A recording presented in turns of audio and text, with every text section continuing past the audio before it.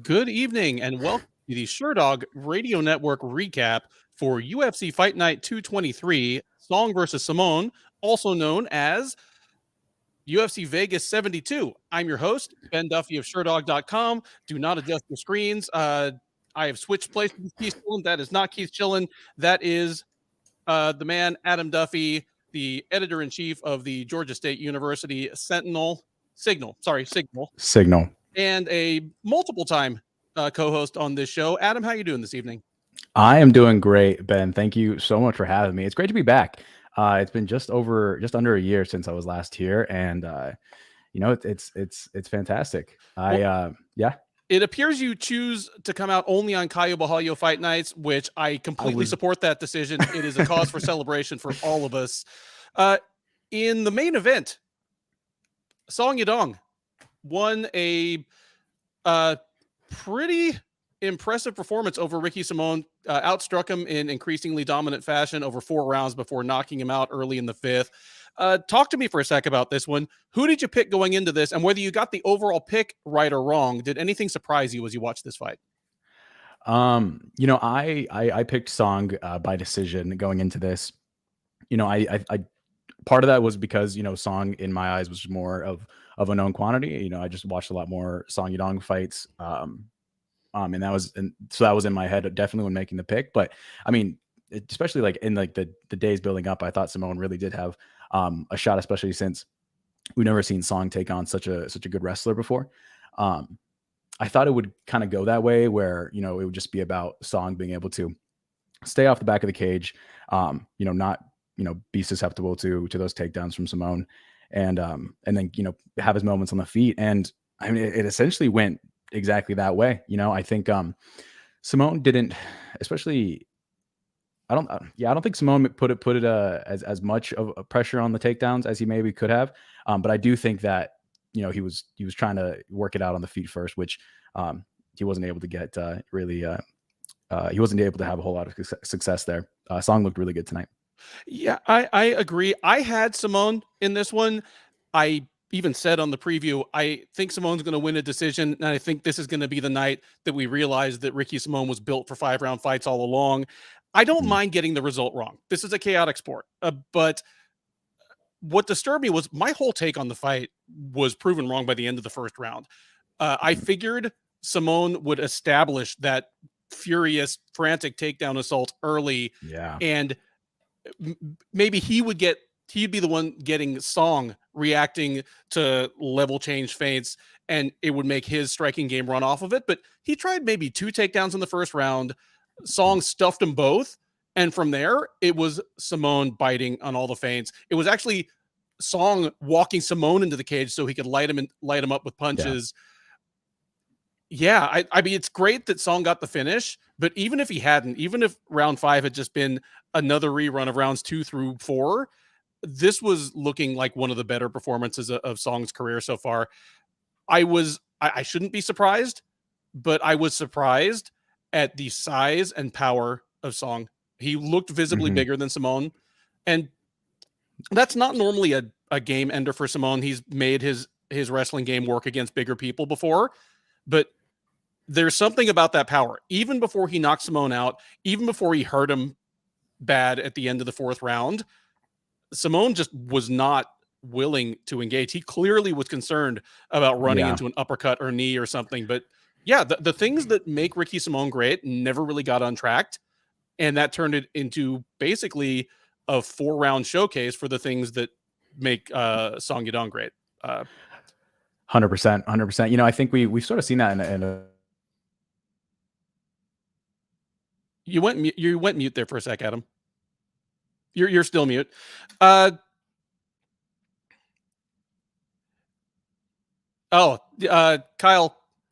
Adam, you're still mute. You work on that. Thick thigh KOs, guys. Hey, any boxing coach will tell you that the source of your power is really your legs. It's being planted. Everything else runs off of that. It's your legs, your hips, your shoulders, and works its way all the way out to the end of your fist. So I'm down with that. Technical wealth, good point here. Simone played the song strengths. Yeah, completely agreed. Simone, and It's worth mentioning here that once in the second round and then again in the third, Simone was hurt pretty badly by inadvertent clashes of heads. In fact, in the second round, it basically precipitated a knockdown, and then we only found out on replay that the ball had started rolling downhill because of a clash of heads. But that's the kind of thing that will make a man reluctant to jump in and try to shoot takedowns as well. Because while both of those headbutts were inadvertent, that doesn't mean they were equally each man's fault. In both cases, Song was the one coming in, head down, and Simone, I think, very rightly complained and pointed that out. But I'm back. You're back. So sorry about that. I kicked the cord and the whole thing went away. But great points. Okay. Yeah.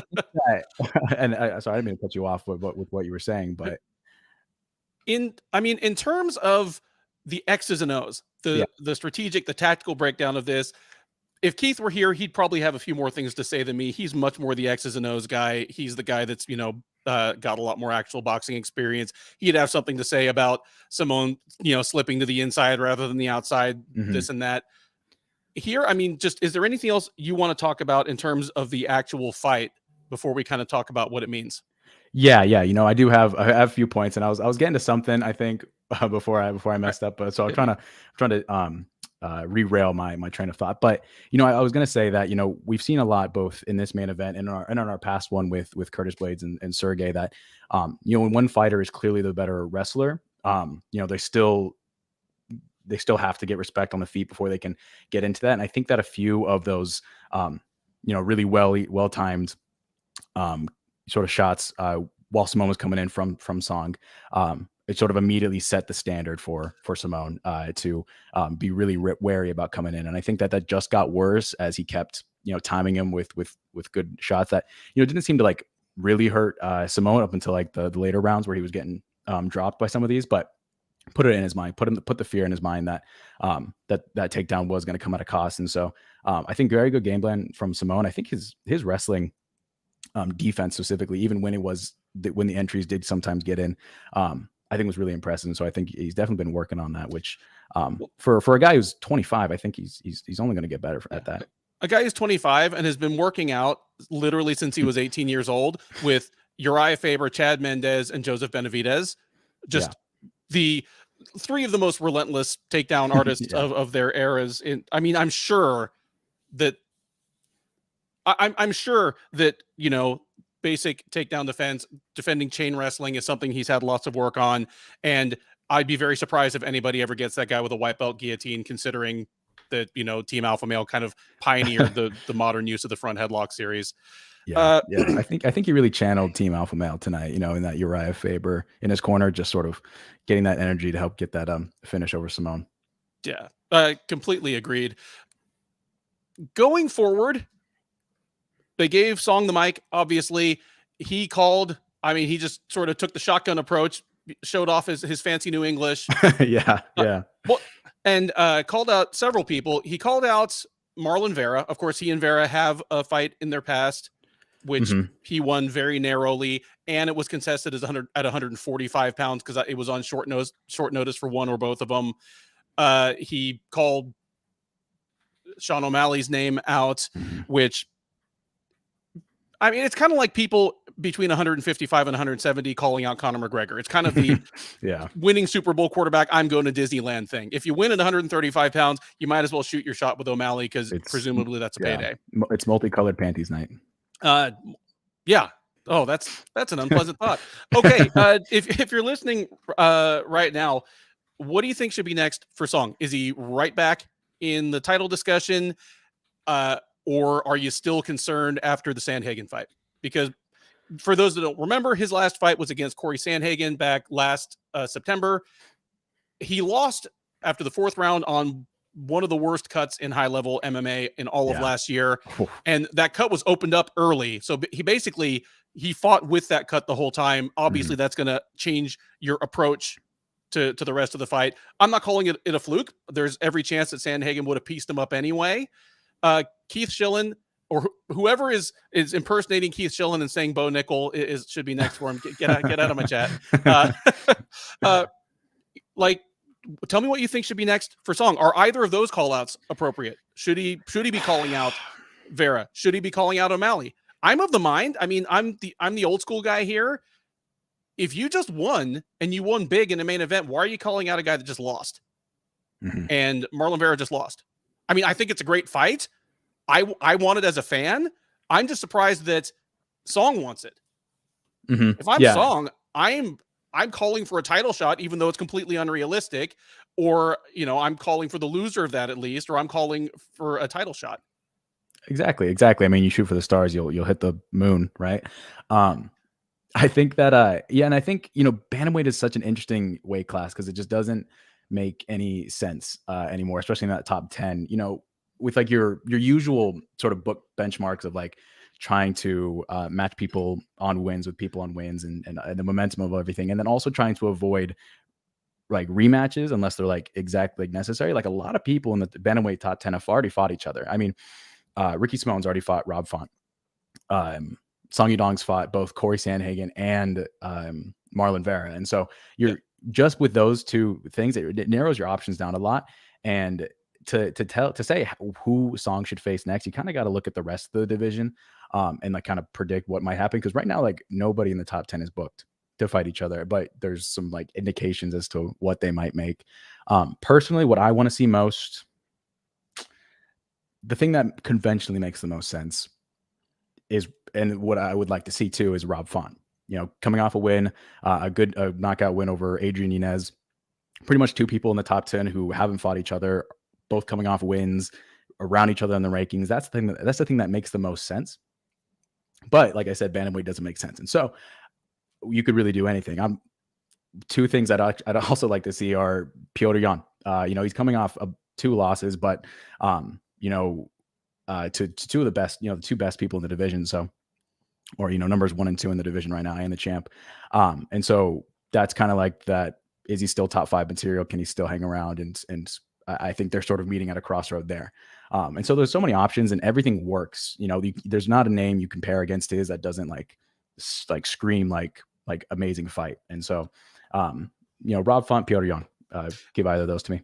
I like that as well. If Keith were here, right now he would say something, Bo Nickel. He would also say that men's bantamweight is a division where you pick any 2 names in the top 15 out of a hat and you've got a great fight. Yeah. And I think what you just said there kind of bears that out.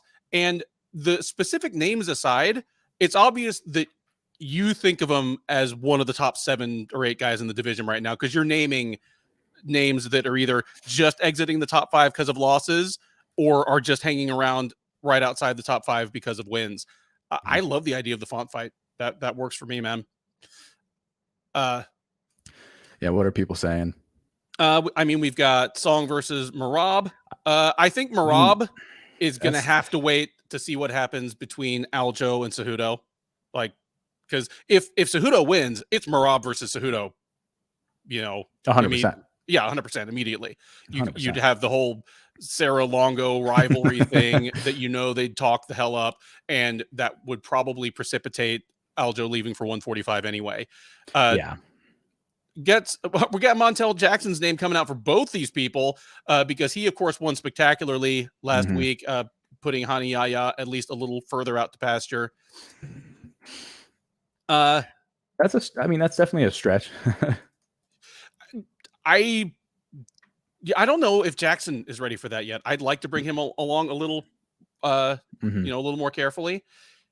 What about Simone? What do you do with him? He was on a 5-fight winning streak, and it had been just very logically built. He had built his way up from fighting kind of low card guys to mid card guys to he was coming off a win over a top 10 fighter, and now that's snapped. I mean, 5 straight wins in most divisions is enough to get you into the title picture. Like, you win 5 straight. We're going to talk about Caio Bajalio in a minute, but you win 5 or 6 straight at middleweight. You win 5 or 6 straight at heavyweight. And you're a top 5 fighter. What do you do with Ricky Simone now? I'll throw out the name. I'll throw out the name that I have, because he won 5 in a row. He took it's a bad loss. Like, finish aside, he was just outclassed tonight. Mhm. He was on his way to, like, this was a bad loss. I want to put him against another guy that had been on a good streak and is coming off a loss, like a Chris Gutierrez, Saeed Nurmagomedov type. Mhm. Maybe Adrian Yanez, honestly. Like, Yanez is my boy. He's one of, like the fighters I like best on a personal level, but that would be a nice kind of bounce back fight for two guys that had been on great strikes, or great streaks. Yeah, I mean, everything you said there makes perfect sense. Yeah, you're right when you say Simone did have this like a very natural build up, very dissimilar to some other sort of those top bantamweights who have been really sort of thrown into the top of the rankings. But I like the Yanez fight. I like the Yanez fight. Both of them have a very similar story. Just these two, really well liked, really savvy bantamweights who just both are coming off sort of bad losses after a good streak of going. And so I don't mind that. I wrote down Umar Nurmagomedov.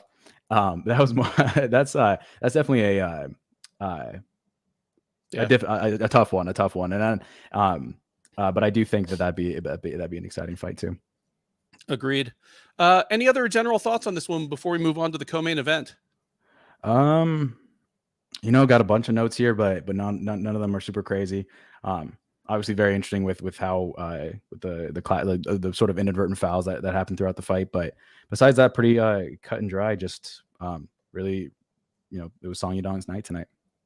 Agreed. And I mean, I talked a little bit about those fouls while you were fixing your audio issue, where both of them were Song's fault. I mean, they weren't Mhm. blatant, like DQ somebody. They were inadvertent, but an inadvertent headbutt where you keep coming in with your head down, like, it's more your fault than the other guys. And certainly when you've got a shorter opponent who needs to get into range, either to land his strikes or to get in on your hips, that's going to discourage him from doing so. So Mhm.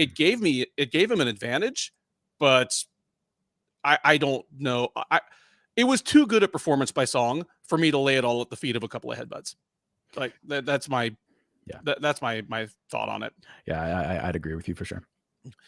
The co-main event of UFC Vegas 72 was a middleweight matchup between Caio Bajalio and Michal Olekshaychak. Bajalio keeps My on boy. keeps on chewing up whatever they put in his way. For a guy that obviously there's a Brazilian stereotype of just being the super happy-go-lucky kind of goofy guy.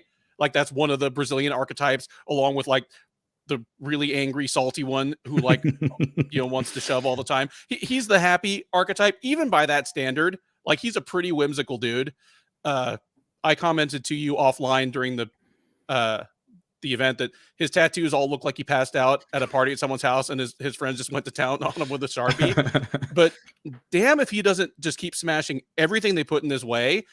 And so that's 4 straight wins for him in the UFC. Olekshaychak is a guy that had been undefeated since dropping the middleweight. He'd won his first 2 fights at middleweight. He looked to have a new lease on life, and he hadn't been that bad a light heavyweight. And Bajalio just destroyed him. Yeah. Like, he had a little difficulty in the early going, didn't get his first takedown attempt, didn't get his second one. Olekshaychak's boxing clearly bothered him some, but once he got a good grip on this man's waist, this was all over. Tell me if this looked kind of like you expected it to look. I mean, it looked how I expected it to look. I guess Bahayo either by decision or by a sort of a round 2, round 3 submission. This is his best performance, I think, so far of his career. And we mentioned before that somehow I've been tied to Caio Bajario's career somehow, just about of his 4 UFC appearances. 3 of them have been on fight nights that I have recapped. I was there for his debut against Omar Gadzhiev, there for his fight against Armin Petrosian, and now here. And so I feel like my wagon's been sort of hitched to him already. A great performance from him. Same thing. Bahayo's obviously like the better grappler. Olekshaychak, great on the feet, and for the start of round 1, they were just Bahayo was sort of getting that respect before he could go in on any entries. But when he did, he scared Olekshaychak, kind of made him a little wary, and then round 2, it was all she wrote. Got taken down, subbed. Yeah, and it, Bajalio is interesting. Since I'm taking Keith's spot, I'll go off on a little story time, Please. just to fill his spirit. But I live in a place that's very has a lot of Brazilian, has a large Brazilian population. Most of my high school is Brazilian, and so I have a lot of Brazilian friends. It's very familiar to me. And You live in the loft above ATT Atlanta, where the Lima brothers are. Yes. Okay. Go ahead. exactly. And so Bajalio just Bajalio reminds me of this one kid from my high school who, same story. Like they're almost the exact same person. They both share the first name Kyle. They're both named Kyle. And two, he went from like the one tattoo on his chest of like the Japanese kanji to straight. Just his second tattoo was across the front of his neck. It just says Marietta in like really shitty font. And he's like, he wears glasses. He's super fucking dorky, but also like he's like a discount Kyle Bajalio. Marietta. Yeah. Well, it doesn't say Marietta. It says Trillietta. So Oh, which is really funny to me because Marietta is not Atlanta. It's not like, this is very suburban, this area is. But he reminded me exactly of him. And the fact that I've had to recap 3 of his fights, or I've been graced with the opportunity to recap 3 of his fights, is just really, really funny to me. But yeah, I'm totally sold on Bajalio. I think he has, he looks great everywhere. He knows when he's up against the better striker like Petrosian or Olekshaychak, he knows to turn to his grappling, but he still looks good on the feet, even in those fights. I think he has top 15, maybe even top 10 upside, especially in a division that's as shallow as middleweight. You get 4 wins at middleweight. That's very impressive. agreed. Something a couple people mentioned in the chat, and I observed the same. Bajalio looked a full weight class bigger than Olekshaychak in the cage, even though Olekshaychak is the guy that actually used to fight at the next weight class up. Having said that, obviously my knock on Olekshaychak at light heavyweight was always that he could be physically bullied and pushed around, by just bigger, stronger fighters. But regardless, he hits like a truck. Like his power was not a problem at 205. It's not a problem at 185. But takedown defense apparently is going to be, because Bajalio ended up getting him down with not a very good takedown technically. He just created a collision, created a scramble, ended up taking his back, and that was all she wrote. If you want to box if you want to use boxing as your primary weapon in the UFC, your hard ceiling is going to be like your takedown defense, obviously. Yeah. And I don't know. I don't normally recommend dropping in weight as this cure-all for fighters' ills, but I do wonder what Olekshaychak walks around at, because he went from being the smallest 205 pounder to probably the smallest 185 pounder, at least in the top 15 or 20. Yeah. What do you do next with Bajalio? He called out Derek Brunson. In fact, he was pretty amusing about it. He said, I called you out. You said, go win 2 more fights. I won 2 more fights. What now? Yeah, it was Alan who said that Kyle Bajalio is now going to be my Bo Nickel, sort of still tying me to Keith, being in his seat right now. That's interesting, because when he said Brunson, that's not even, and me being sort of sold on him, and my pick for who I wanted him to fight was, I think, above maybe what is reasonable, but Brunson is even further past that. And if the UFC wants to do that, I'm all for it. Brunson's definitely a guy who's coming down, and if they're really getting behind Bajalio, this sort of undefeated 13 fight unbeaten streak, middleweight, then by all means you can do that. What I was going to say though was another way to sort of push him as the real deal, and sort of a badass move, I think, on Bajalio's part is, I think he should fill in on June, in that June main event, where Hermansson has just sort of called out of it, Hermansson versus Allen. I think if they still want to keep that main event there, I think Bajalio didn't take a whole lot of damage. If he's able to slot in, I think that's, that looks really good. 4-0 in the UFC, steps in short notice for a main event. Agreed. I think he's the kind of guy that stardom, or at least enough name brand recognition, is there if he keeps winning. Obviously, he's got a unique personality. it does matter that he speaks English. His English is very good. Mhm. And his fights are exciting. Even his fights that have gone to decision, and his 2 fights before the Olekshaychak fight both went to decision. They were both pretty exciting. They weren't that kind of mediocre middleweight bout where both guys sort of gas out and it just slows down. Mhm. I like him stepping in against Hermansson. I like that a lot. A couple people in the chat, and I believe it was Bobby Boucher asked, "Is Brunson retired?" Brunson said he was retired, but almost immediately kind of rolled it back. I mean, picture this. Say that you have 2 fights left on your UFC deal, and I don't know exactly what Brunson's rate of pay is, but say you're getting 100 and 100. Yeah. Are you really just going to leave at the bare minimum $200,000 on the table? I don't know. I mean, I'm always a fan of fighters walking away if their heart isn't in it. It's too dangerous a sport if your heart's not really in it, and certainly leaving before the wheels really fall off the wagon physically. But at the same time, Derek Brunson, it's not like he has any bad losses to bad people in the UFC. His record is a result of fighting the best of the best of the best ever since coming over from Strikeforce. And that's the reason he has fought the best of the best, is that he was already a contender when he got to the UFC. At least using him to test the Bajalios of the world, that doesn't sound too bad to me.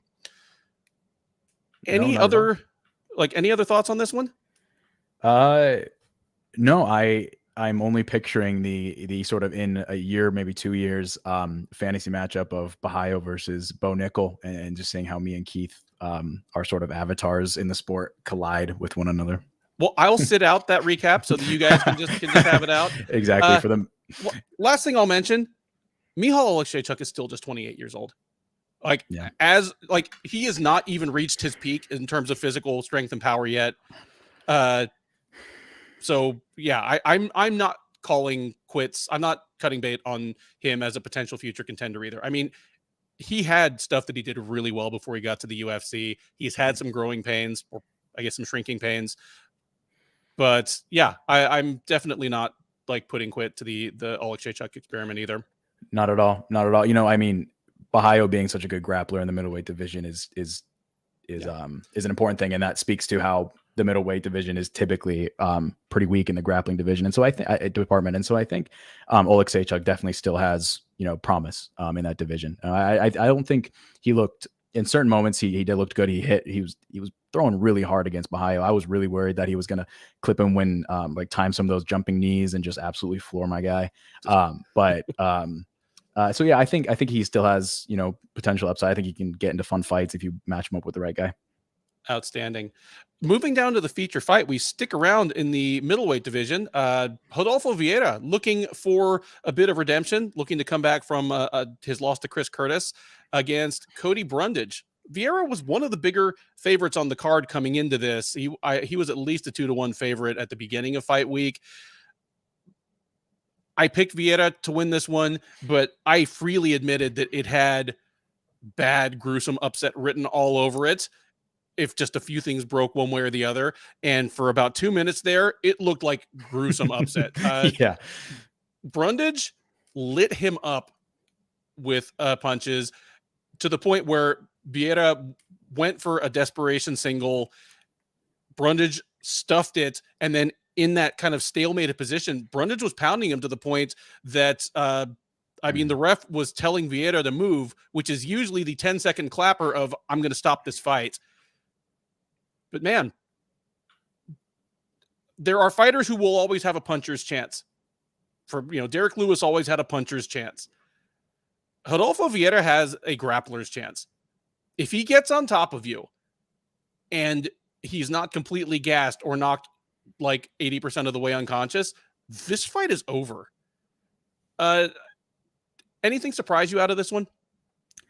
Got the result right. Definitely was worrisome. I want to go back at that first 2 minutes of round number 1, because I swear Vieira obviously was getting lit up, but I could see this look on his face of desperation. And I was and I thought, that I wasn't surprised when that was happening. I was like, oh, okay. Brundage just, he knew the assignment. He just says, get in this guy's face. And get him out of there. Even when in the finishing sequence, I think Brundage, tuckered himself out on a guillotine, and then Vieira was able to do his thing, get into that arm triangle position. I believe it was. No, nothing really surprised me. Just Vieira. It's been an interesting experiment seeing him in the UFC, just sort of trading wins and losses. Agreed. My real question in the wake of the fight was whether this win left me any higher on Vieira's upside going forward, or it just holding steady, or if even though he won, I actually feel worse about him as a potential future contender. What I'll say is this. I mean, Rodolfo Vieira, his grappling credentials are, again, just team photo of the top grapplers ever to cross over to MMA in their physical prime. He's a 7-time Mundials medalist, 5-time gold medalist, Abu Dhabi winner. He's literally one of the greatest fighters in his weight range in his generation. But he's not a good wrestler. And here's the thing. He has the physical tools to be a great wrestler. There are a lot of, your Hani Yayas, your Damian Mayas, they're never going to have a great blast double. They just don't have the athleticism for it. Vieira does, kind of like Jacare did. But he on multiple fights now, he's shot a beautiful single leg or double leg. But what the difference between someone like Vieira and someone who started wrestling, some American kid that started wrestling from the time they were 6 years old, is Vieira doesn't know what to do next. Like if you shoot on a single and the opponent just sprawls, gets an underhook, sprawls, he's on top of you, a good wrestler will know what to do next. Like switch to a high crotch, try to run the pipe. But instead, Vieira doesn't. So he'll try to get a high crotch and just physically lift you and throw you, like do the Michael Chandler thing, or he'll just get stuck there, which is why in this fight, he was just stuck in a bad position with Brundage teeing off on him, because he has the physical tools, but he doesn't have the muscle memory. He doesn't have the flow chart. Like, okay, if this, then this. He doesn't have a second idea. He's an unsophisticated wrestler with good tools. And at age 33, this might be as good as he ever gets. I don't know. But man, it is something to behold just how effortlessly nothing his opponents try to him on the ground works. And again, obviously the Anthony Hernandez fight is the great exception to this. That's down to two things. One, Vieira was incredibly overconfident, incredibly gassed out, and Anthony Hernandez is very underrated, especially on the ground. But here, Brundage is not bad on the ground, and nothing he did to Vieira worked. Like when he pulled, like he jumped with a guillotine, I'm like, oh, this shit's over. Dude, what are you doing? What are you doing? Yeah. And I love that DC like gave Vieira the chance to kind of mock him for that, and Vieira was too good of a man to do so. Yeah, that was funny. Yeah, Vieira, he's a specialist. He's great. I mean, a lot of people in this division won't be able to hang with him on the ground, but it's connecting the two. And he's got a few of those traits. He's got that physicality. His striking's, getting better and doing all right. And of course he's a monster on the ground, but just at his age and not seeming to develop in strides from fight to fight and connecting the two. It might sort of, even though this was a win, it might have, still showed sort of where his ceiling's at. Yeah. And it's worth noting that he has made some subtle changes in his physique over the course of his UFC run. If you look at him walking out for the Anthony Hernandez fight, he actually does look like he has an extra 7 to 10 pounds of muscle on him that he doesn't here. I mean, I'm sure he still has a substantial weight cut, but it might be a concession to his gas tank and an acknowledgement of the fact that, you know what, if I can't do jiu-jitsu on these guys with these muscles, then a little bit more muscle isn't going to make the difference. Yeah. But he also seemed more relaxed. Like, I agree that he had a look of desperation when he got rung up by Brundage, but at all times when they were on the ground, like, he was never doing the like Hulk out and force all the blood into my muscles every second. In fact, he was almost lackadaisical to his detriment when he was working for that single. But that's one where, on top of getting rung up, he probably would have burned his arms out, at the same time 2 years ago. I said this to you offline during the fights, but I've got a friend here in Houston that, he trains and he actually has some fights, and he has a t-shirt that just says Brazilian Jiu-Jitsu is the fine art of folding laundry with the owner still in it. I always think, yeah, whatever, Fantastic until I shirt. see Rodolfo Vieira. I'm like, oh, please, God, don't fold my shirts with me in them. The guy's got like muscles on the veins on his muscles. Anyway, great win for Rodolfo Vieira. Yeah. His age being what it is, and kind of the rest of his skill set being what it is, I still think he has a hard ceiling. Like maybe he strings together 3 good wins and kind of kisses the bottom of the middleweight top 10 for a minute, or the UFC pushes him into the middleweight top 10 because they need him to be a co-main event for something. No, they would never do that. But yeah, he'll be a lot of fun for as long as we have him, and that's okay. Yeah. There were 2 heavyweight fights at UFC Fight Night 223, and this was one of them. Marcos Rogerio Pizarro de Lima and Waldo Cortez Acosta squared off in the second fight of the main card. Are we skipping over Erosa versus Padilla? Oh no, shit! Thank you. Erosa versus Padilla. I mean, we can push it off. We can push off the heavyweight talk. It was over pretty quick. Yes, Fernando true. Padilla makes his long delayed UFC debut. The UFC had wanted him for almost 2 years. He had visa issues. I mean, he was able to train in the States. He'd been training with Colin Oyama, I think, for most of that, but couldn't compete. Like, he gets a chance. He gets a chance against Julian Erosa. Julian Erosa, I hated picking against him. He's one of my boys, like one of the Shillan and Duffy show favorites. But as I said, he is an equal opportunity distributor of highlights to his own reel and your reel. Live by the sword, die by the sword. Someone's going down in the first round. This time it was Erosa. And who did you have in this one? Who'd you pick? I'm not looking at your sheet of picks right now. I picked Erosa first round TKO. I mean, it was sort of that coin flip in my head, just like. No, absolutely. I picked Padilla by first round knockout, but I said my second most likely outcome would be Erosa by first round knockout, or maybe first round submission where he hurts him, snaps up a Bravo choke. But Julian Erosa, he's been a good story since he's been back in the UFC, but his problem is it's been the same since his first run in the UFC. What was it? Probably 7 or 8 years ago. No head movement. And there's a certain breed of tall fighter that just seems to think that they can have their head out of reach by being tall. And those people get overhanded and head kicked to death so badly, all the way from Stefan Struve up at the top, down to people like, Mike Vick, James Vick. James Vick, sorry. Mike Vick kills dogs. Yes. Like, fuck that guy. James Vick. I mean, James Vick might kill dogs. He's from that part of Texas, but James Vick is a great example where Justin Gaethje overhand righted him. Dan Hooker, same. Erosa's got the same problem. He's got all the offensive weapons, like a spectacular submission game, excellent striking, but his head is just a sitting duck.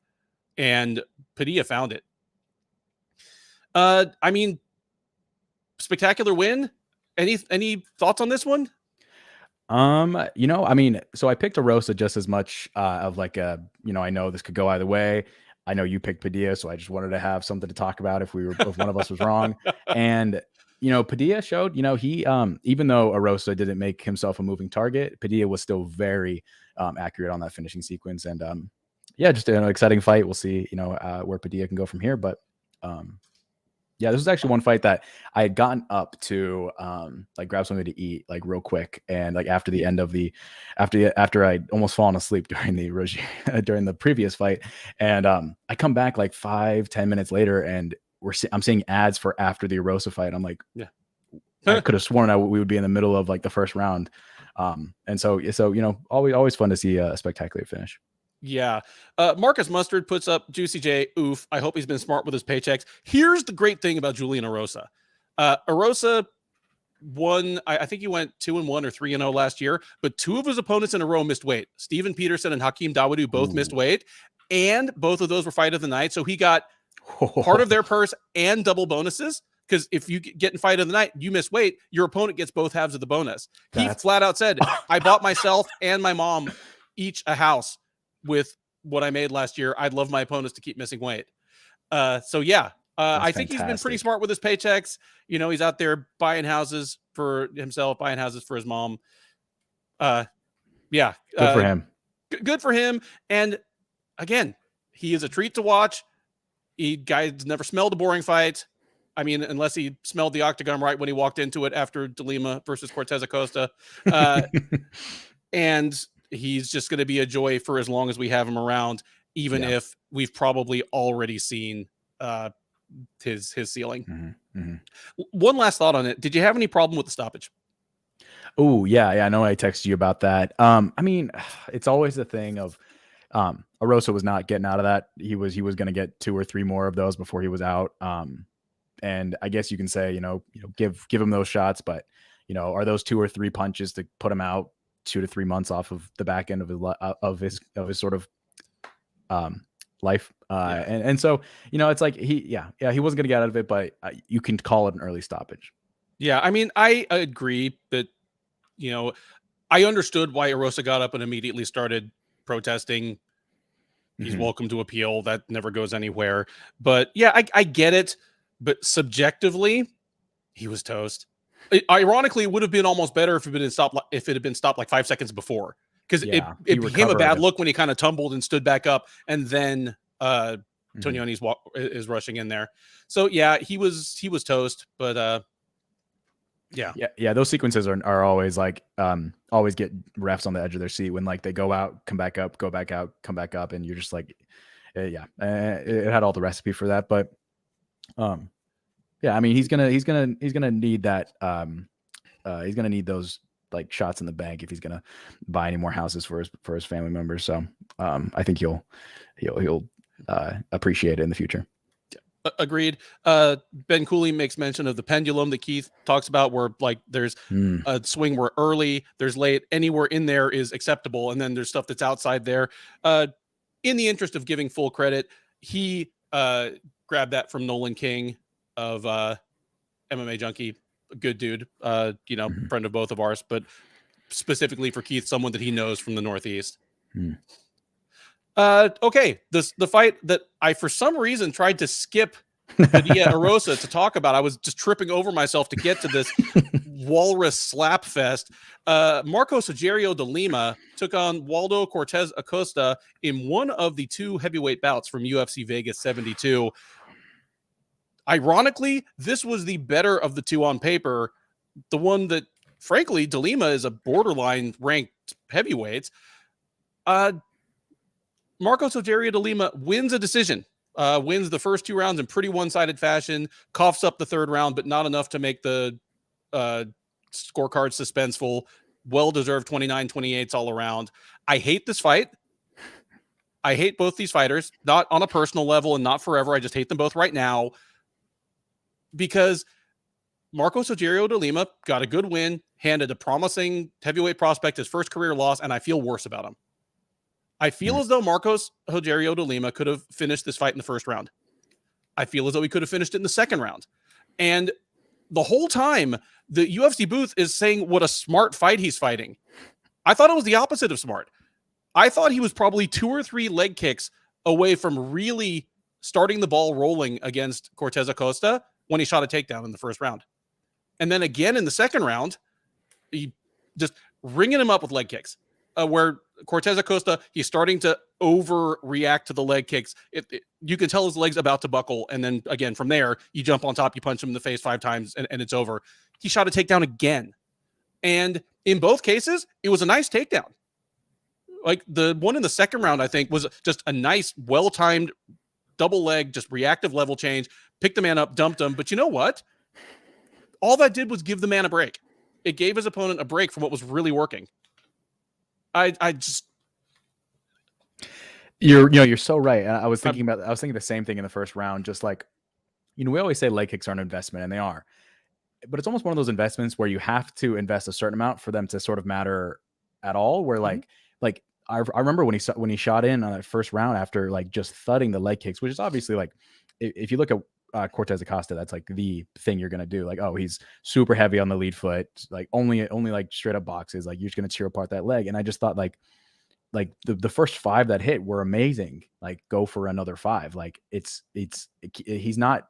And I was gonna say, as a critique of Acosta, he just did not, the entire fight did not sort of address that problem. He didn't. And obviously it's his primary style, but he started really flinching on them, started reaching for them, which brings its own dangers. And yeah, not only do I think De Lima was being unintelligent by not investing further in those, because I really think that would have led to a finish if he had kept pouring onto those. But also Acosta didn't he didn't try to time anything like over like one of those leg kicks, and so it just turned into what it was. And I know we'll talk about this too, like after when we talk about Kalia versus Budai, but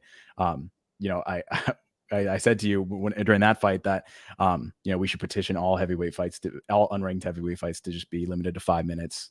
Just let the big men do their thing and then get them out of there. That's going to be the Adam Duffy rule. Unranked heavyweight fights should only be 1 round. I'm here for it. We'll get it passed. It'll be called Adam's Law. It'll be like, one of those laws named after a kid that got like kidnapped or killed or something. Oh my God. Yeah. Like the Adam bill, because Adam died of boredom during, Chase Sherman versus Jared Van Dera 3. No. Okay. I will say something nice about De Lima. If you'd asked me a year ago, I would have said Marcos Rogerio de Lima has the worst ground game in the UFC. Like, after Greg Hardy was released, I was like, okay, now De Lima's the worst. In 2 straight fights now, he's shown either very good takedown ability or good top position grappling. Like, in this fight, he got 2 easy, emphatic takedowns on a huge guy. And against Andrei Arlovsky in his last fight, he didn't really have to shoot a beautiful takedown. It was sort of a collision. They ended up on the ground, but he sliced through Arlovsky on the ground like not many people are able to, even in 2023. That's impressive stuff. I mean, his takedown defense is still terrible, and he still hasn't offered much off of his back. But okay, he's not a completely useless like offensive wrestler and grappler. I don't ever want to talk about this fight again unless you've got something else you want to say about it. Let's no more words. Okay. Your main card opener featured the debuting Trey Waters against Josh Quinlan. Where is Skynet on this one? Because something you said a couple times this show that that was about the heavyweight fight, but okay, I got this one wrong. I liked Trey Waters being in the UFC, but I thought, okay, for a 6'5" welterweight, it seems really unfair to ask him to fight on a week's notice, 2 weeks after he won a 5-round fight. I mean, that was a LFA title fight. So, I mean, if it didn't go 5 rounds, he at least trained for a 5-round fight. Mm-hmm. It just seemed unrealistic to ask him to make the weight cut. But you know what? Not only did he make weight on a night that many people did not, we'll get to that later, but he looked great. He was the fresher guy in the 3rd round. I mean, fatigue wasn't really an issue, but he kept up a pace the whole time and completely dominated Quinlan. Yeah. Any surprises out of this? Like, I mean, did you have much of a bead on Waters as a prospect, or was like he new to you just stepping in here? I believe, he was on the recap, or on the preview, which I watched. And so that was the first time I'd heard his name. But I mean, you hear 6'5" welterweight and your eyes immediately pop a little bit. And I just on the face of it agree with you guys that you're making this 6'5" heavyweight welterweight, sorry, make weight on a week's notice. Against a guy like Quinlan, who is very dangerous, 100% finish rate. It's just sort of the recipe for bad weight cut, bad chin, gets hit, he's out. It's the perfect equation. And Trey Waters, to his credit, not only came in there really well, but he used his 6'5" height and his long reach. I don't know the exact number. He used it really well. He sort of kept Quinlan just on the edge of his punches, and Quinlan really couldn't get anything going. And that frustration, I think, led to some like a sloppiness, and that sloppiness led to him getting beat up pretty bad. Agreed. 30C West makes a point that I wanted to bring up here, because my tape study on Waters consisted, primarily of really studying that LFA title fight. And then, there were snippets available previous to that. But I said on the preview, he overreaches on his jab. He doesn't need to. He's going to have height and reach on absolutely everybody he ever fights. And one of these times it's going to get him rung up. Like, that's the kind of thing a tall fighter does that gets him knocked the hell out by a shorter fighter. But no, tonight he gauged distance beautifully. He fought beautifully as a tall man. He avoided all of the Stefan de Struve tropes. Yeah. He avoided all of the Julian Erosa and James Vick tropes. Good stuff. The reason I mentioned you, Skynet, is because you've been kind of spraying the PED accusations here. It's worth noting that Quinlan got to the UFC by trashing Logan Urban on the Contender Series back in 2021, which was overturned when he tested positive for a PED. Like, I think in his case it was clomiphene. I can't remember, but since then he plunked Jason Witt, who promptly retired. Here, I'm not completely pulling the plug on Quinlan, but this may be him regressing to mean now that he's in an organization where he's going to get tested by USADA 10 or 12 times a year.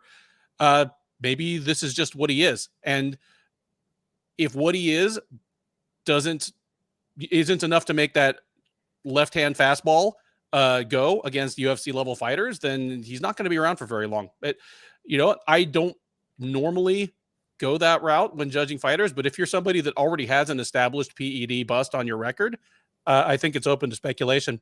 We'll see how he looks in his next fight, like both literally eyeball test on the way in and obviously how he looks in the cage. Trey Waters looks like a problem. That's very much the case. Now, don't get too far ahead of yourselves here. Welterweight is as full of good wrestlers as featherweight and middleweight are empty of it.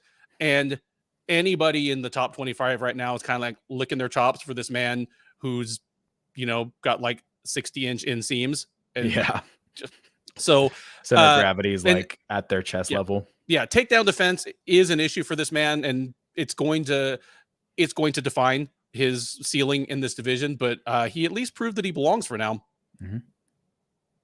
Yeah, definitely an interesting division. You got to think that, he's going to have all those disadvantages in wrestling in a very heavy, wrestling heavy division. And 6'5" isn't short even for a middleweight. So no, it's not short for anything. Yeah, fair enough. It's not short for taller than Curtis Blades. Like 6'5" is not short for anything except for like an NBA power forward or center. Good Lord. All right, that is the main card of UFC Fight Night 223. Prelims. Okay. Heavyweights at the top. Martin Buday.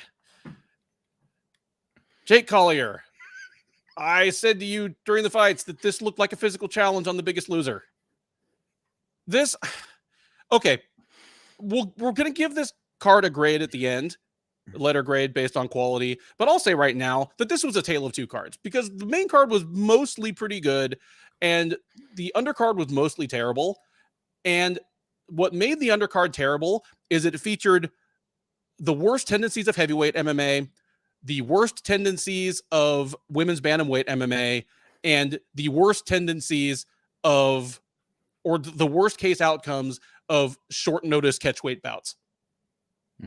So all that perfect storm, one of the worst undercards, of a UFC card this year. Like, mercifully, it was only 5 fights. But Buday versus Collier, if one of the fighters is way bigger and he has better cardio, that spells a serious problem for the other fighter.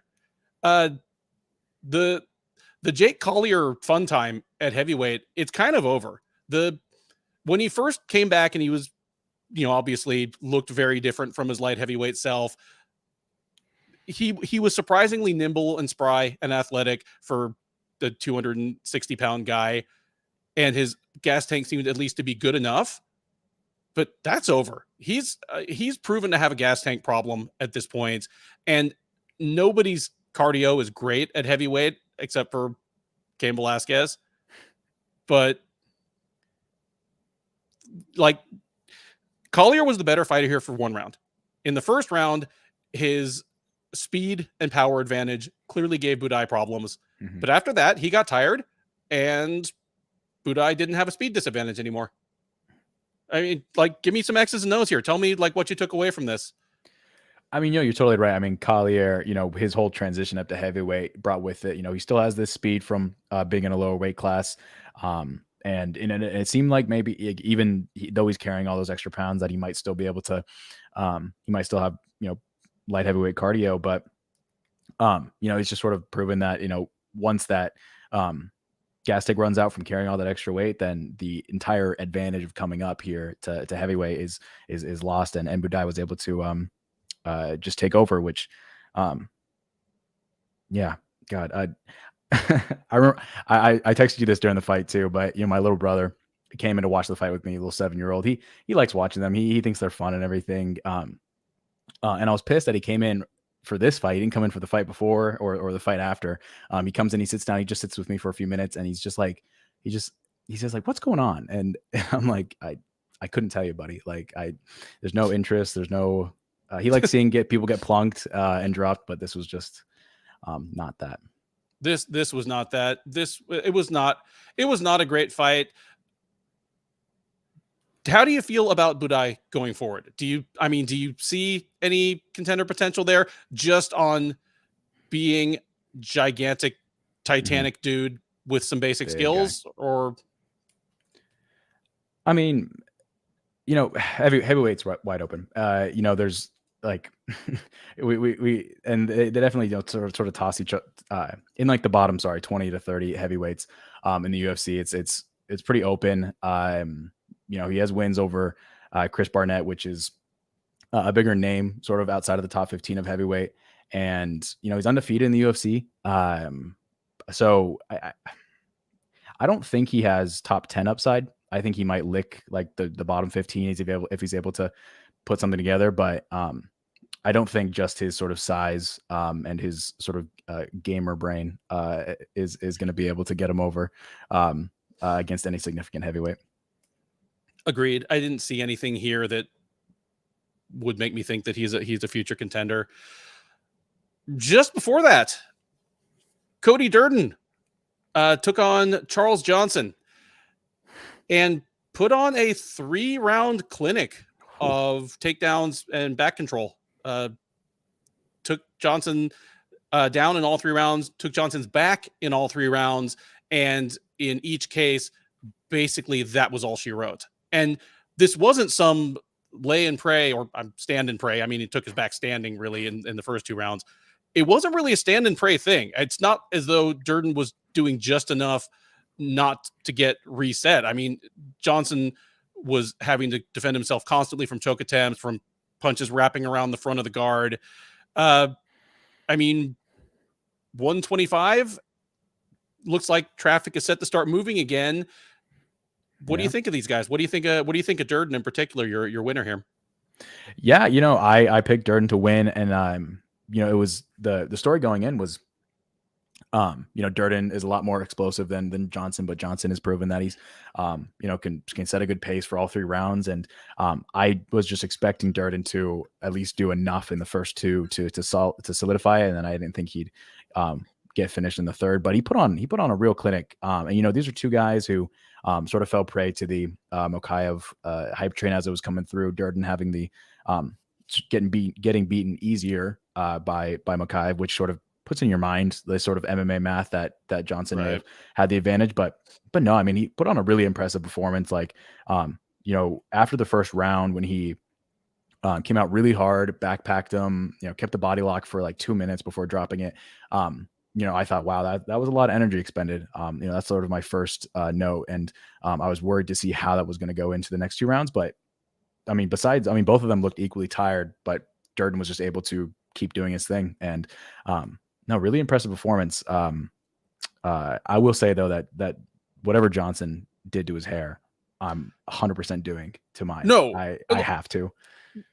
We need to talk about what a show Charles Johnson was from that rear angle the whole night. Because from top to bottom, he's got like a new metal goatee, at the base of his skull, like looking like he belonged in like Power Man 5000 or some shit. Then he's got the biggest Olympic rings I've ever seen somebody tattoo on their body. Like Ronda Rousey, who won a medal, has like a 2-inch set of rings on her ankle. So like Sarah McMahon, who got a silver medal, also small. Then Charles Johnson's are like a foot wide. And I know he competed in the Olympics. I can't remember what it was in, but I remember it's a non-combat sport. It's like steeplechase or handball or something. Okay. I was gonna ask. I was gonna text you. Like, did Charles Johnson actually compete in the Olympics? Yeah. Because I live in Atlanta. I pass by the I-75 where we have like the rings next to the torch along the highway, and they're about the same size as Charles Johnson's tattoo. And and then his back looked like a Yu-Gi-Oh card. Like it had like the like Aztec sun god wings. Exactly. And then, like it looked like an Egyptian hieroglyph. Yeah. But the hair, sorry, Egyptian, yeah, I've been meaning to shave my head, and I swear I'm going to keep like just back here. I'm going to keep it and dye it blue, and it's going to be amazing. And I will show everyone in the chat. Alexa, remind me to write Adam out of my will. Yeah. So Charles Johnson, aside from looking like a Stargate is about to open on his back, bad look against Durden here, but good look for Durden. Just being relentless, pushing a furious pace, imposing your will through wrestling.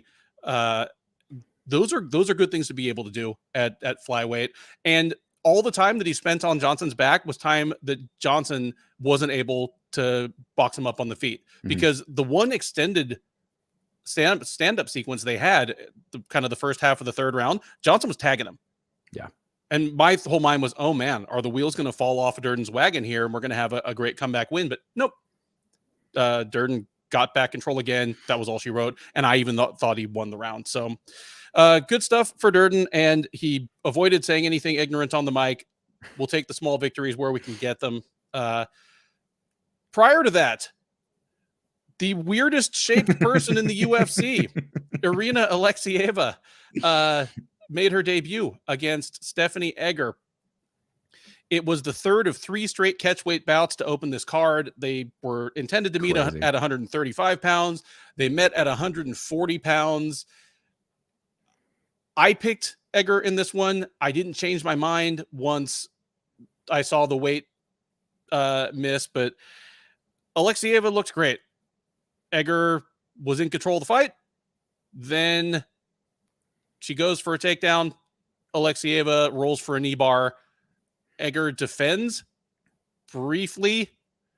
30C West getting up in here. She is not the next Norma Dumont. Get the fuck out of here. But and Ben Cooley asking, how did she look so terrible in Bellator? Well, I'll answer that for you, Ben. She was terrible in Bellator. I think she's also terrible in the UFC. I don't think we should read too much into this. She went for the knee bar. Egger defended it for a while. Then Aleksyeva rolled to a new almost belly down position. Egger tapped almost immediately. In fact, I think something might have popped and then she tapped. But here's the problem. Stephanie Egger is a former world-class judoka who won grappling competitions or won judo competitions internationally. And yet she's a pretty good offensive grappler. She obviously has very good judo style takedowns, and yet her defensive grappling is a serious problem. Keith, this is Keith's opinion as to why that is, and I don't see any issues with it. Judo competitions have very limited ground time. Like, somebody gets a takedown, you get like 10 or 15 seconds to work in your back up. Because of that, Egger just isn't good at working through extended sequences on the ground. You can't chain submission attempts in judo. So when she hung out for like 15 or 20 seconds in that knee bar position with Aleksyeva and just got it to a complete stalemate, to her like lifelong judo brain, that probably felt like a win. Yeah. It's like, great, we can get back up and I can do another, Osoto Gari on this B. But no, Aleksyeva rolls to the next position. Egger's not prepared for it. But yeah, I don't think Aleksyeva is going to take this division by storm. Her striking is terrible. She doesn't have the kind of takedowns to make her grappling work on someone who doesn't want to grapple with her. I mean, even here, she only got the knee bar once Egger went for a rear waist lock and kind of left her leg out there to be grabbed. Against someone who just wants to stay on the feet and box her up, I think Alexeyev will just get boxed up. Yeah. That's my thought. If you think I'm crazy, if you think the Russian Ronda is going to outdo the American Ronda in the UFC, let me know. The striking did look like it looked like a fight you'd see at high school, like just like feet completely planted, just like swinging her like upper torso, which is fair enough. Like feet planted and squared. Her feet were like parallel. Yeah. and you know, swaying her torso of like 5 feet around. And then everything you said makes sense. I mean, just not super skilled. You know, was able to get over Stephanie Egger, who is still carrying the multicolored scalp of Jessica Rose Clark, and so there's something there, but really don't see any great upside here. That being said, though, it's women's bantamweight, so I could see her in the top 15 one day. I mean, she's 2 wins away from it. It's an incredibly depleted division. As much fun as we make of women's featherweight, women's bantamweight isn't that much better right now. You mentioned something in passing that now we can't just let it lie. Why does this woman have such a long torso? She's the most strangely proportioned person. She's built like an emperor penguin. Like you sent me a GIF. It's just so perfect. Like she's built like Gumby, where like Gumby has this huge long rectangular body and like these little short legs. If you're a little younger and you watched Yo Gabba Gabba growing up, she's shaped like Muno, the red one, who just likewise is super tall with like 80% torso. Although honestly, it's like I feel like it's the most Russian thing I've ever seen. Like for some reason, I feel like I've seen a lot of like Russian like street fights where like 2 of the guys just have like these immensely long torsos. But I don't know, man. It's that if there's anything interesting about her. I mean, if you look at her profile photo on Sherdog right now, Dev, like the homie Dev, like our other common fill-in helper here, like legit asked me like if I had done something to it in Photoshop to be funny. I'm like, no, dude, that's what she looks like. That was Bellator's photo. Like, unless they were doing a panorama and just moved the camera too fast at some point. No, 30C West. Yes, I said this. She's got the torso of Leslie Smith on the legs of like Loma Lubunmi, you know, or like Ariane Carnelossi. Yeah. Just this Frankenstein fighter. All right. We've talked enough about that. Second fight out of the gate at UFC Vegas 72 was Journey Newson against the debuting Marcus McGee. McGee steps in and makes the most of his moments in the sun. It's always corny to me when any fighter walks out to lose yourself by Eminem. It also means they haven't educated themselves on the Eminem curse. But if anybody was going to, like, McGee should have, because he seized his moment. He's shown. Yeah. Granted, Journey Newson, I mean, we might be talking about him again in a minute here when we get to the cut list, but it was just your classic club and sub, man. Hurt him, like sat him right down. And then what's impressive here to me is how quickly he was on his back. Mm-hmm. Like he was on Newson's back, locking in the choke before Newson had a chance even to react. Because it's not like Newson was hurt that bad that he was totally out of it. Like he was stunned, his legs gave out and he sat down. But most of it, I think, was just he was overwhelmed by how quickly McGee was on him. Yeah. That's what you're supposed to do when you step in on short notice, man. Like, you know that you're fighting a fighter that has been training 8 to 12 weeks for this. You probably haven't been. You've got one round to get it done, like live or die. And he did it. Congratulations to Marcus McGee. Any thoughts on this one? No, I mean, I remember when the replacement was made, because, you know, it was after you had told me that I'd be doing the show, and I was like, oh shit, who's this Marcus McGee guy? And I'm checking his, you know, Sherdog page, and, you know, I see that he's had like this sort of weirdly long career of like amateur into professional fights. And then I, you know, hear on the broadcast, he's a training partner of Sean O'Malley. You know, obviously see that he has like a 100% finish rate in his most recent like stint of professional fights. And I was like, this could be all the making of an interesting thing. And in the cage, he came off really well. I mean, like, obviously he's not up against stiff competition in Journey Newsom, but he looked like I'd expect an average bantamweight fighter in the UFC to look like. He kind of he was giving me those same sort of movements, and impressive win. Definitely made the most of his moment, and I'm excited. I'll definitely be sort of bookmarking his name on future cards.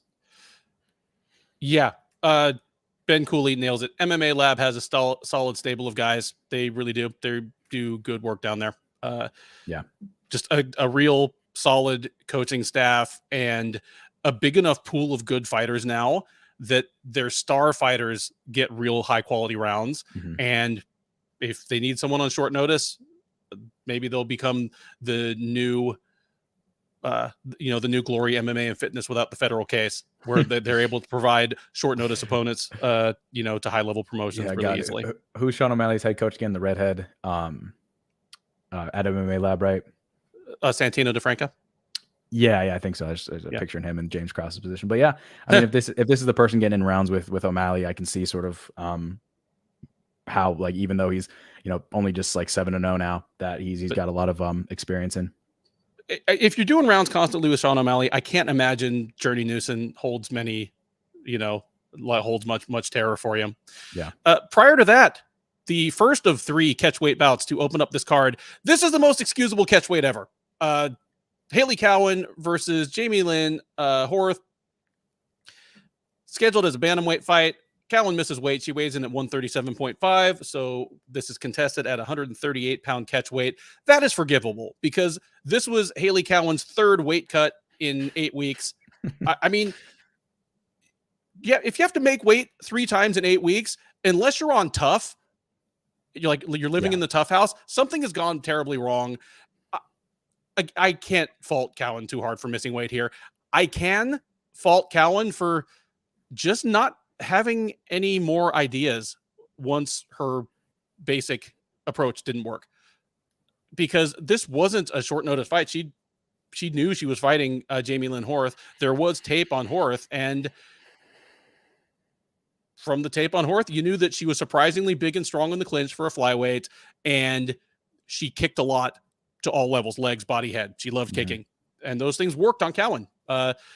Cowan never really got past the kicks, and I think the kicks are basically what won the fight for Horth, or more specifically, what didn't win the fight for Cowan was mauling her in the clinch, because Cowan found herself in the clinch with somebody that was really, I mean, she didn't look as jacked, but didn't really shrink from Cowan in the clinch.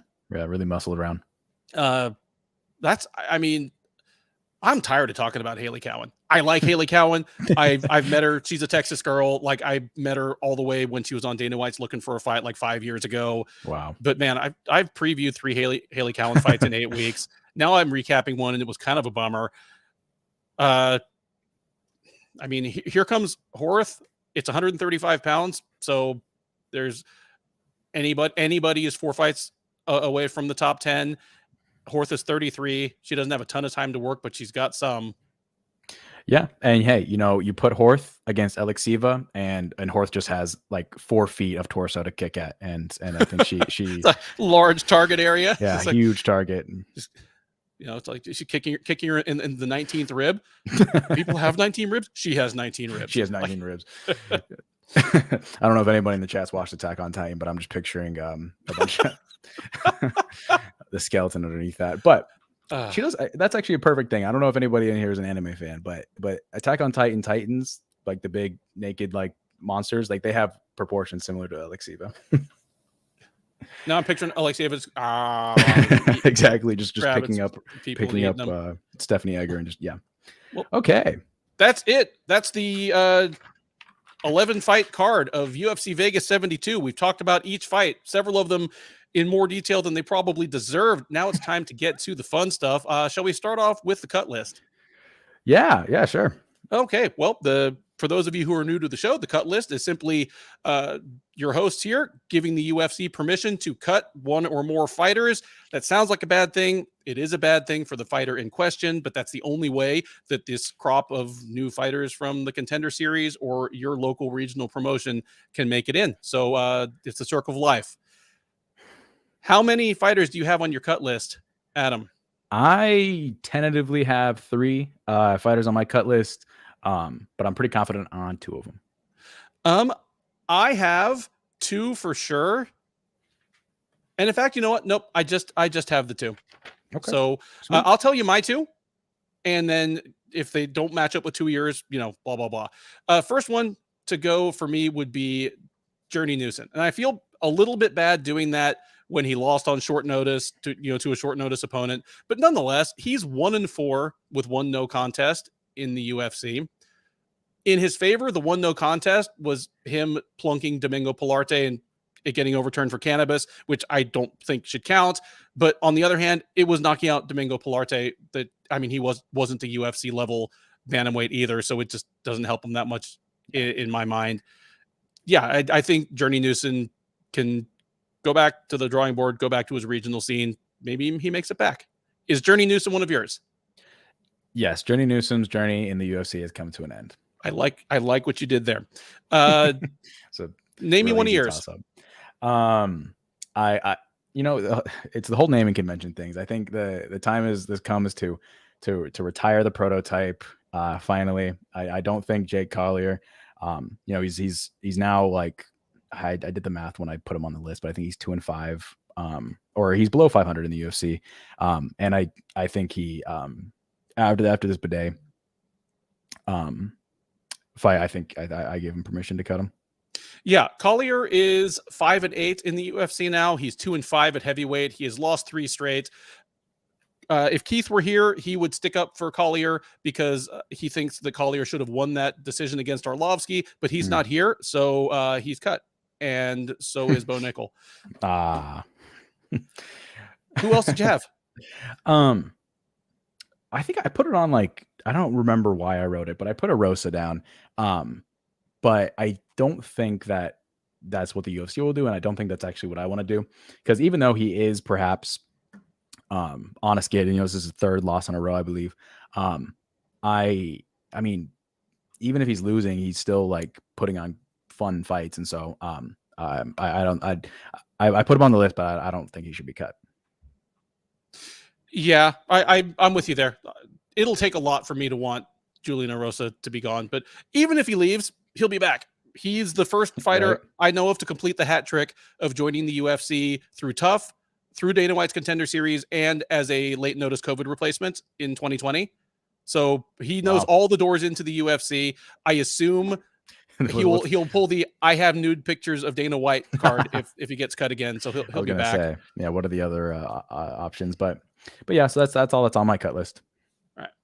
Welcome to John Butterfield, one of the sharper dudes in the game, an expert on, at least to my mind, an expert on Middle East MMA, the good homie. All right. Bulls and Bears. Do you want to stay negative? Do you want to go positive?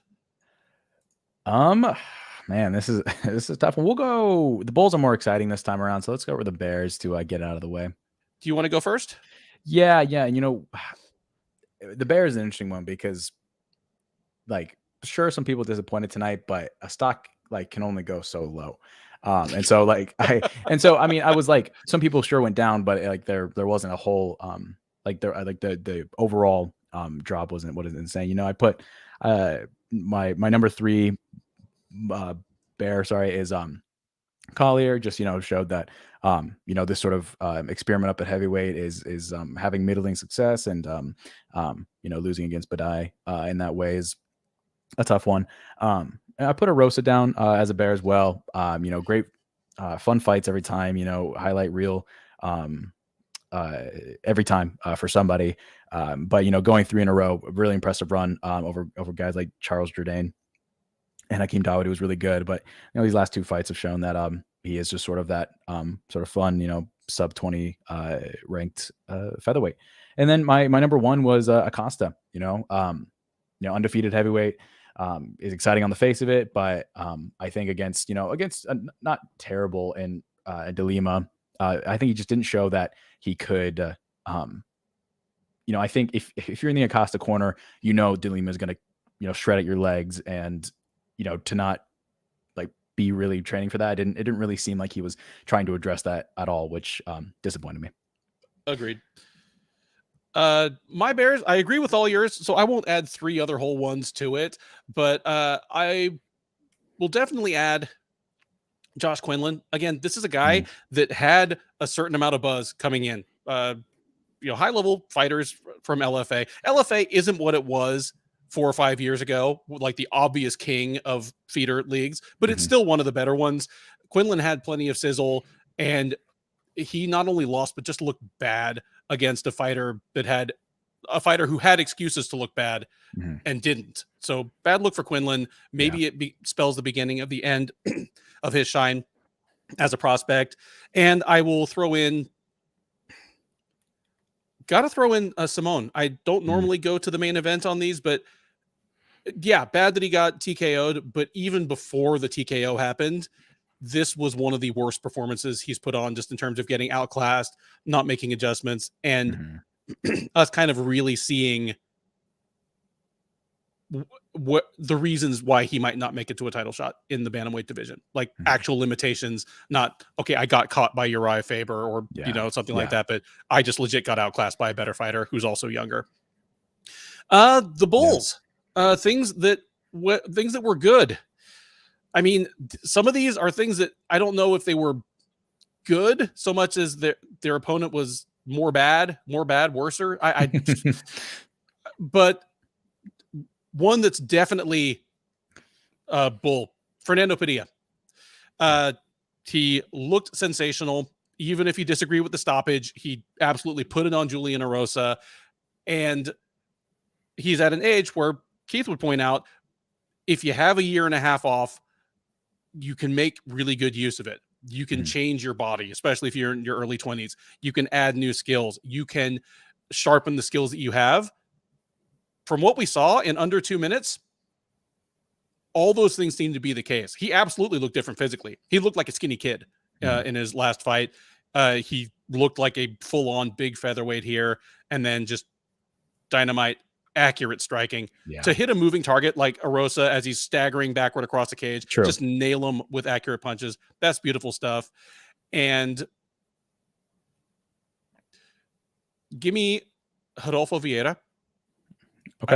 I don't think he's a future top 10 guy. I definitely don't think he's a future title contender, but he'll be fun for as long as he lasts. And if he can win one, lose one for a while, he's going to last a while. This was him getting hurt, not panicking, not burning out his gas tank, and dominating. Number one, Yep. to me, it can't be anybody but Caio Bajalio. Bajalio was Yeah. kind of the star of the night to me, even above Song, where we might look back and say, okay, this is where Caio Bajalio became a guy that consistently is in co-main events or main events from now on, or we might see him headlining a fight night, a year from now into some kind of title eliminator. Yeah. So big win for Caio Bajalio. I am totally sold on Kyle Bahallo. He was my sort of number two bull, which mostly comes as a result of just the timing of the fights from co-main to main. But Bahallo, I'm whether I like it or not, we're inexorably linked, and so hopefully whenever he fights, I'll be right back here at Keith's spot. Yeah. um, but I put also Song Yadong there, just like probably the best win of his career so far. Just really showed out against a guy who was also really well respected in Simone. And I think, of this sort of newest clutch of fighters to come into the top 15 between him and Umar and Adrian Yanez, he's looking really promising. And at the age of 25, I think he can only go up. So very interesting to hear. I also put in there just as sort of a lump sum bull was all the short notice fighters on the card. McGee showed out pretty well. Waters, good for showing up on a week's notice. Even technically, Song and Simone were short notice replacements for a main event. Yeah. So and Well, adding two hey, rounds on a they week's were notice. pushed and if this had been a 3-round fight, it almost certainly doesn't all of a sudden Song wins 29-28 and Yeah. it goes down as a real competitive fight. Yeah, Like in our exactly. I memory. mean, Yeah. yeah, we look at this and it's like, oh wow, he really started to take over and blow out Simone. But in a 3-round fight, this, I mean, the pace would have been pushed better, and it would have been interesting to see. But yeah, adding 2 rounds I think was helpful in really fleshing out exactly where these two guys stand. Serenity V asks, how is Kyle more of a bull than Song? He couldn't even take down Michael, who has like 30% takedown defense. Understand that bull to me does not mean the best performance of the night. There's an Mhm. award for that. It doesn't mean the best fighter of the night. It means who helped their own stock enough. And Yeah. this was Yeah. absolutely the best win of Caio Bajalio's career so far. Whereas Song beating Simone, I'm not dead sure it's his best UFC win, and until the until the Moicano versus Sarukian fight fell off, this was a co-main event. So I mean, he certainly helped himself. I just think Bajalio, we're gonna find, Relative to where he was, yeah, that's all. yeah, I definitely agree with that. Yeah. But thank you for the question and the pushback. I mean, that's certainly worth mentioning. For sure. It doesn't matter to me. Is what I'll say to that. Give me an overall letter grade for the card. You know what? I got all A's in my classes this semester by getting all B's on my finals. And so I'm going to be generous and give this card a C- to complete the trio. You are doing great in college, which your old man frankly did not do. I'm angry and bitter, not at you. I'm happy for you, but I'm angry and bitter at my own life choices. I give this card a D. I mean, we got some fun stuff on the main. Well, we got some fun stuff the last 4 fights of the night, the top 4 fights. Yes. The undercard was pretty. It was garbage. Yeah. I'm sorry. Just okay. Let me actually hold forth on this for a minute. I said before that this showed us the worst of heavyweight MMA, the worst of women's bantamweight MMA, and the worst of short notice / catchweight affairs. Here's the thing. Short notice matchups, they're interesting when you hear about them. It's like, oh, I never thought about that. That's a surprise. There's a certain element of excitement about them, but it's like cotton candy. There's no nutritional value. It's exciting, but you almost never learn anything about either fighter. Like, are we dead sure that Arina Aleksyeva is way better than Stephanie Egger, or on a full camp? Or I'm sorry. Are we like completely convinced that Marcus McGee is that much better than Journey Newson? Mm-hmm. Or if they had a full camp to prepare for each other, might we have seen a completely different fight? How much of Alexieva's win over Egger was due to her not just blowing weight, but appearing not even to really try? Like, she was just kind of like laughing and flexing and shadowboxing on the scale while missing weight by 5 pounds. Yeah. And then she's like doing flips in the cage afterwards, like over celebrating a win where you blew weight sucks. Anyway. Very Hamzat. So yeah. And so you get fighters that aren't at their best for taking on each other. Like even Waters versus Quinlan, where I thought Quinlan's stock took a hit. Waters helped himself. Who knows what that fight looks like if they're actually preparing for each other for 8 weeks. So that's what I mean when I say,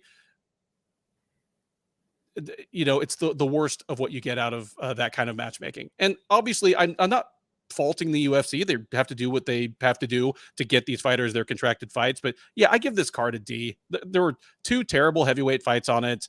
And the undercard was full of debuting fighters that aren't that good. Yeah. Beating roster fighters that aren't that good. Most important thing of the night, pick the listener of the night, and it can't be you because you were also a talker. What a shame. Oh my goodness. I've been a little out of the chat. I know we have some of our best here, Tentacle Wealth, Alan, Bobby Boucher. Listener of the night though, I'll give it to Serenity V for that for a little bit of pushback on our Caio pick. I appreciated that. All righty. I love that so much of the usual gang was here for such a miserable card. It helped that it was early, but 30C West, Alan, Technical Wealth, thanks for dropping in, John Butterfield, Luke Wilson, Ben Cooley. Skynet was in early, just kind of spraying. True, he was spraying, and apparently used up all his bullets because he split. But I'm gonna go ahead and give it to 30C West tonight. I learned a few things in the chat from him, made me laugh a few times, but it was definitely extremely close. Yes, that is it for the Sherdog Radio Network recap for UFC Fight Night 223, Song versus Simone. I have been your host, Ben Duffy. Thank you once again to Adam from the Georgia State University Signal for stepping in and helping recap this card with me. Thanks to all of you in the chat who have been going back and forth with us. We will be back Keith and I will be back on Monday previewing UFC 288 Sterling versus Cejudo. This is the big one. This is the one that was advertised to you in every interstitial and every commercial break throughout this card. So make sure, because that's a big card. Not going to have too much bad to say about that one. Yeah. But yeah, so thank you so much. Adam, get a haircut, but not one like Charles Johnson. Johnson, it's happening. And we will talk to you guys soon. Check you out on Monday. Yep. Everyone have a great night.